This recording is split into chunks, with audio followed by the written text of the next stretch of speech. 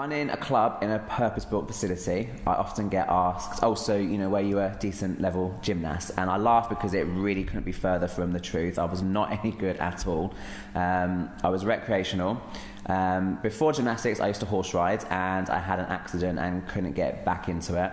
And I remember being at a relative's house with my family for Sunday lunch or whatever it was, and it was after horse riding and before I'd gone into any other kind of after school activity, hobby or whatever, and seeing, I think it was some tumbling on TV, and that kind of catches my eye, and I remember sort of saying to my mum, I think I want to do something like that. So then she looked up local classes for me. So I think I was about 9 when I started gymnastics, and I was in the sport for a few years, recreational level. I think I did like between 2, 4, 6 hours a week, or whatever. Tried men's artistic, tried out for men's artistic once, didn't like it, it wasn't for me.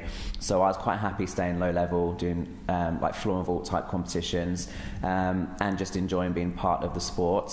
I started helping out, like assistant coaching, when I was around 14. When I was 15, I broke my ankle in training, just doing step-ups, came off a bench the wrong way, wasn't even doing anything clever.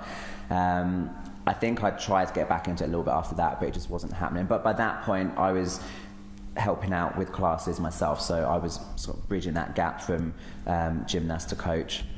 And then just worked my way up a little bit, doing my first qualifications within general gymnastics, then shown interest in men's artistic, and put myself out there to get some training in Sussex.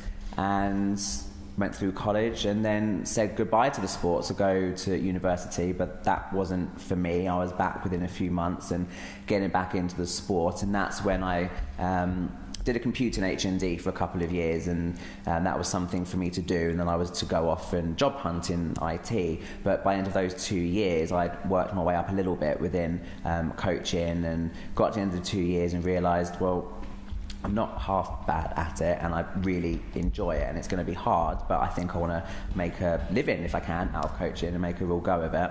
So that's when I really, really applied myself to my coaching and built myself up, and then obviously being incredibly blessed with being given the opportunity to set up a club. But it's been a wonderful opportunity, and a lot of hard work from not just from me, but from everybody. But no, we're not here in this lovely gym because I'm some former champion or anything like that. I just enjoyed the sport and stayed with it, and I really enjoy coaching, and I've been lucky enough, we've all been lucky enough to put this together.